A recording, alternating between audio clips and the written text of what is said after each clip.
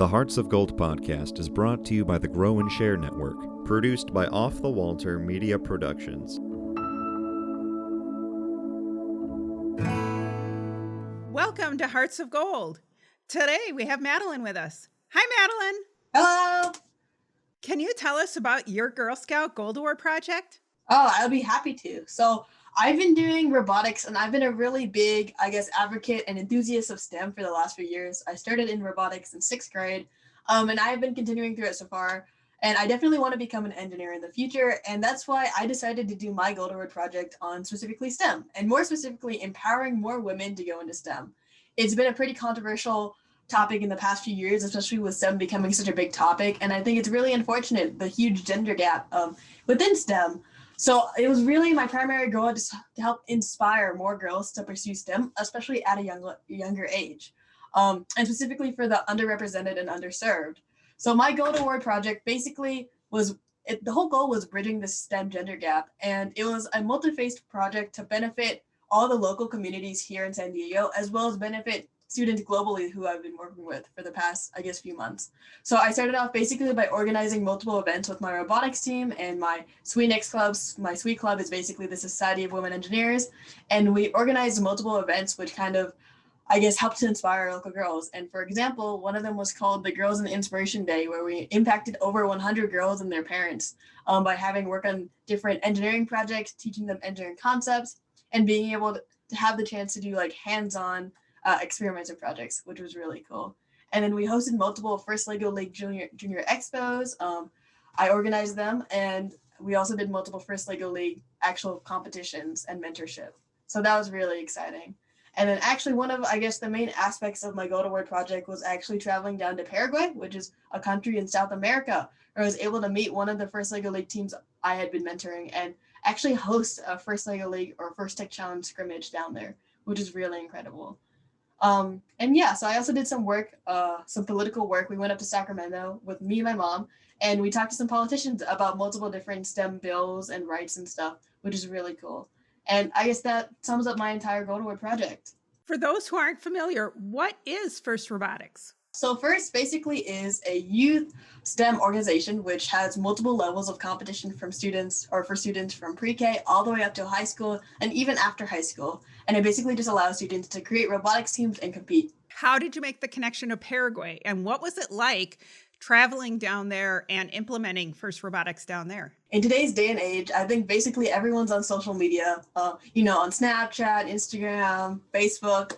And actually, I was just browsing through social media, and me and my mom found a team called Team Oreo, which is actually in Texas. They're a First Tech Challenge team, and we saw that they were working with this First Lego League team down in Paraguay, and I was really interested. So I reached out to them, talked to them, and they needed a mentor or they needed some advice. So I decided, hey, why don't I help out this team? I have a few years of experience under my belt, and I guess the rest is history. I've been working with them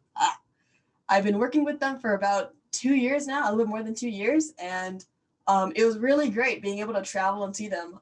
We traveled back in 2019 during Thanksgiving break, and we went down to Paraguay. We were there for almost a week, and we were able to spend time with the team and actually also do some tourist attractions. We saw Iguazu Falls and stuff, but it was really great being able to meet them and physically see them in person and talk to them about their team, about what they're learning, and actually we're trying to start a Society of Women Engineers Club down in Paraguay, which is really incredible. Society of Women Engineers. You also were able to be the keynote for their large national conference. Is it national or international conference? What was that experience like? So I've done multiple different events with SWENext, and I guess one of the most memorable ones was when I was the keynote speaker for a SWE local event for all of San Diego, where we had over 400 people there. And I was able to talk about my experience growing up and wanting to pursue STEM and talking about mentorships, my role models, any hardships I faced, which obviously I do believe I have faced multiple hardships, growing up and having, a lot of being in a male dominated field, which was really crazy. So that was pretty cool. And I also got a chance to speak about FIRST Robotics at their international conference, which was called We20, I'm pretty sure, which is really great. You also worked with a school in San Diego that has very low income students. Can you tell us about that? I worked with a school called Wilson Middle School, and they're part of the inner cities, very low fundraising and not a lot of resources that most schools have. And it's actually the way that we made the connection was really cool. My mom actually went to that school when she was younger, back in the day. And it was just really cool being able to go to this school and reach out and try to help them. So I was able to start their very first robotics program there. And it started off with like maybe 7 or 8 boys who came to the classroom to check it out. And we were able to start a team with a couple kids. And it's been a little bit more than 2.5 years now. And the program has tripled in size, and a third of the students participating are actually female, which is really incredible. And they're basically self-sustaining now, which is they're able to do their own fundraising. They don't really need as much mentorship anymore, and they're just constantly growing. So it's really great to see the progression over the last few months. And I hope they continue and keep growing. And just like women are a minority in the engineering fields, those students at that school wouldn't have had the opportunities either if you hadn't been able to help them get there. Thinking back on your Gold Award project, what was your biggest challenge and how did you overcome it? There's really no instructions or guidelines to doing any of this. You kind of just got to jump head in and just be confident and really just try your best and give it your all. A lot of events that I had to organize and basically lead, it was my first experience, leading events and working with large groups of people and a bunch of different people from different, groups and communities. I was working with students who mostly spoke Spanish, and I maybe have 2 years of high school Spanish under my belt. So it was a little bit difficult. And even in Paraguay, I was working with students who spoke very, very little English. So there was a lot of hardships and a lot of setbacks, but I think just being able to be determined and really be confident in what you're working in and know that you're heading towards a higher goal is really important. And if I were to give advice to anyone who's starting their Gold Award, just really have a lot of determination, because you're gonna hit roadblocks. And it's just important to focus on your main goal and just keep working there, because every little step makes a big difference. And what is a favorite memory from your project? When I was working with the first LEGO League team, mentoring them, who was primarily girls, and I actually went to one of my old elementary schools, and I was doing a normal mentorship meeting with them, talking to them about the competition, etc. And afterwards, my robotics team, we have posters, and I gave them a couple posters, and I was about to leave the door, and they walked up to me and they're like, "Madalyn, can we have your signature?" And I thought it was so funny, because I'm not a celebrity or anything, but it was really adorable that they wanted my signature just to remember me. And I thought that was really incredible. And it made me feel like I was making a really big impact on all these kids. How many hours did you put into your project? Around 419 hours into my Gold Award project. And honestly, it sounds like a lot of hours, but looking back, it really didn't feel that many hours, because I was just really passionate about my project, and it just felt like something I really enjoyed doing. You are a rising senior, and you received your award last spring, which means were you a sophomore when you finished? Or it was right towards the end of my sophomore year. Right, which is very early for many Gold Award, completely eligible, but very early for many Gold Award Girl Scouts, especially with a project as large as yours. How do you think that doing it that early in high school impacted your project? As a rising senior, I was a little bit younger when I started my project, and I definitely was a little bit more timid than I am right now. I was an underclassman at the time, and I couldn't drive. That was a big one. I couldn't drive. So shout out to my mom for being, my Uber everywhere. And yeah, I think it did make it a little bit more difficult, just because, I don't have as much connections as I do now. I didn't have any other Girl Scouts around me who are working on their Gold Award Girl Scouts, because I do have quite a few friends who are in my grade who are also Girl Scouts. So yeah, it was, I will say it was a little bit more difficult than it would have been if I started my Gold Award now, but I don't think if I were to redo it, I would have kept it the same, because I think it was really great being able to work on it my sophomore year, because first of all, junior year is very difficult, and even senior years tend to be really difficult. So I had a little bit more time on my hands, and it was really great, because I think just the project itself helped me break out of my shell a little bit to make me the person I am right now. And in general, for those out there who are interested in starting their project a little bit early, honestly, I would say go for it, because there's only one way to know whether it's gonna, work or not, and that's just trying it out. So honestly, if you're interested in starting it your sophomore year, I commend you. And so finishing last spring, you weren't as impacted by the pandemic for your Gold Award project as other girls were that were in the midst of their projects. However, you did take the work that you were doing and you pivoted. Can you tell us about some of your activities that you did during the pandemic? So I kind of got pretty lucky with being able to start and almost finish my my Gold Award project before the pandemic.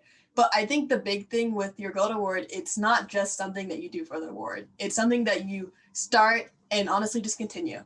And like I said before, STEM has been a really big part of my life, and I just wanted to continue it during the pandemic because it was, I think I was stuck at home, right? There wasn't much I can do. You know, you wanted to be safe, not go outside, and I decided with all the technology that we have nowadays, with computers and like Zoom and Microsoft Teams and FaceTime and social media, I wanted to turn it into a good thing, which I know, especially when the pandemic started, it was definitely a really negative thing, and it was really just saddening and depressing. So I decided to host and basically do a bunch of virtual events that we normally did in person. And I realized while doing these events virtually, I was able to reach a much wider audience and honestly make a bigger impact than I was making in person. And it was really incredible. And that kind of also incorporates the whole global aspect of my project. I was able to reach out to more teams globally, reach out to more teams that I wouldn't normally get to reach out to, especially if I was doing it local. And I was able to continue a lot of political advocacy, as well as do a bunch of different career series. A big event that we normally did before was our STEM career series, where we would showcase a bunch of different STEM careers. And we normally did it in person locally with my team. And we were able to do it virtually this year, which was really incredible. We were able to get participants and audience members from Paraguay, Benin, Mexico, basically all over. So it was really, really great. So I found you through your Instagram account, which is also how you often share about some of these virtual events. Can you tell us about your Instagram account and the experience that you've had there? So my Instagram account, it's called Go to Word Girl Scout, or Go to Word Girl Scout Engineering Girl Scout. It's something like that. It's pretty long, but I think it's just really great being able to use like the online resources like Instagram just to be able to document everything I've been doing. It kind of started off as like a really small account where I was just documenting, the steps I took to doing my Go to Word Girl Scout and just the really fun different STEM events that I was doing. And it also kind of worked as like a networking tool. I met a lot of really cool women, engineers or other really cool and important figures who also became my mentors in life via this Instagram account. And honestly, it's probably one of the best resources that I had throughout my entire Gold Award. So for girls who are starting their Gold Award, maybe even already started or planning on starting it soon, I highly recommend having an Instagram account just to, I guess, document all of your work towards your Gold Award Girl Scout or your Gold Award.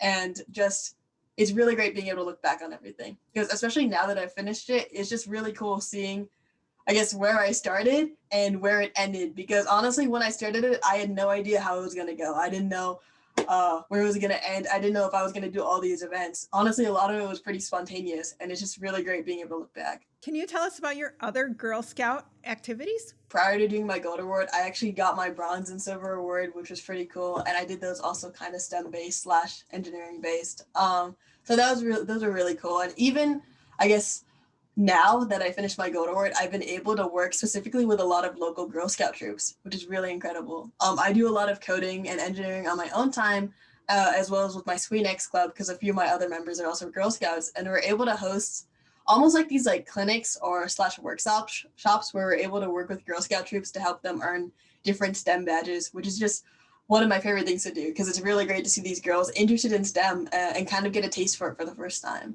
You also had an opportunity to do something that a lot of troops, I think, are on their wish list sometimes, and that is one of your bridging ceremonies was with the Golden Gate Bridge. Can you tell us about that experience? That was a few years ago. So I actually got a chance to go up to the Golden Gate Bridge to bridge from junior to cadet. And it was a trip with me and my mom, as well as the current troop I was with at the time. And it was just really cool. I got to go up there to San Francisco. I think it was maybe like my second time up in San Francisco. The first time I was like a lot younger, so I didn't really remember it. So it was just really great being able to travel with my troop and just be able to bridge. And it was cool because you got to meet a lot of the other Girl Scouts in like California and even like outside of California. There was a bunch of like really big meet and greets, and there's a bunch of just like different, I guess, events and like booths and stuff like that. And it was just really cool being able to network with all the other Girl Scouts and stuff. Earlier, you briefly mentioned that you're going to go to school for engineering. Can you tell us about your future plans? It's always been a dream of mine since I was 8 years old to go to Caltech, which is up in Pasadena. And yeah, so it's still a goal of mine to hopefully go to Caltech. Fingers crossed. I'm doing college applications this summer, actually. So it's been a lot. So I'm really looking forward towards the future. And right now, I'm kind of planning to go towards software engineering. I really like the whole coding aspect. But, you know, I'm still pretty split. Who knows? Mechanical, software, wherever the future may take me. I'm pretty open to everything. And I'm just really excited for the future. And it's pretty cool because I've been working and doing all these different events, you know, inspiring others to go into STEM. And now it's finally my turn to actually start looking towards a career and honestly going into the workforce. So I'm just really excited. And I expect that you'll be a member of SWE all through your life. I met the SWE president right before the pandemic, and it was pretty cool. I was talking with her, and I was the current president of my SWENext club at the time, and she's like, in a few years, you're going to be in my position. And I thought that was just really cool. So I'm just excited to continue with SWE, continue with my career plan. And honestly, I'm just excited for the future.